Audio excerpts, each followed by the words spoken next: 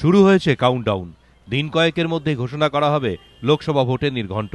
তার আগে প্রস্তুতি চূড়ান্ত করতে রাজনৈতিক দলগুলিকে নিয়ে কর্মশালার আয়োজন করেছে নির্বাচন কমিশন। রাজ্যের মুখ্য নির্বাচনী আধিকারিক মঙ্গলবার রাজ্যের 9টি স্বীকৃত দলকে আমন্ত্রণ জানিয়েছেন এই কর্মশালায়।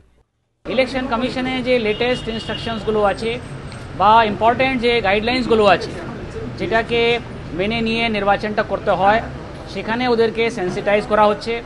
আমরা ইলেকশনে যে বিভিন্ন অ্যাসপেক্টগুলো আছে, যেমন এক্সপেন্ডিচার মনিটরিং আছে, যেমন মিডিয়ার রোল আছে, যেমন পেইড নিউজ আছে, ইলেকশন করতে গিয়ে যে ক্যান্ডিডেটের এক্সপেন্ডিচারের ব্যাপারটা আছে, ক্যাম্পেইনের ম্যাটার আছে, নমিনেশন এবং স্ক্রুটিনি সংক্রান্ত বিষয় আছে, সেই সমস্ত ইম্পর্ট্যান্ট অ্যাসপেক্ট নিয়ে আজকে এই কর্মশালাটা আয়োজন করেছি।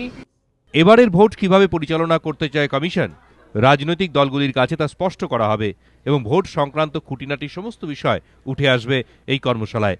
কমিশন সূত্রের বক্তব্য, কর্মশালায় যেগুলোর উপর গুরুত্ব দিচ্ছে কমিশন সেগুলো হলো মনোনয়ন প্রক্রিয়া, মনোনয়নপত্র পরীক্ষা, ভোটের প্রচার ও তার নিয়ম, প্রার্থীর নির্বাচনী খরচ, প্রচারের সময় বিধিনিষেধ, মিছিল ঘিরে কমিশনের দৃষ্টিভঙ্গি। গোটা দেশেই এ ধরনের কর্মশালার আয়োজন করার নির্দেশ দিয়েছে নির্বাচন কমিশন। দিল্লিতেও একই সঙ্গে স্বীকৃত রাজনৈতিক দলগুলিকে নিয়ে কর্মশালার আয়োজন করবে তারা। সেই সঙ্গে রাজ্য স্তরের পাশাপাশি একই উদ্যোগ নেওয়া হচ্ছে জেলা স্তরেও।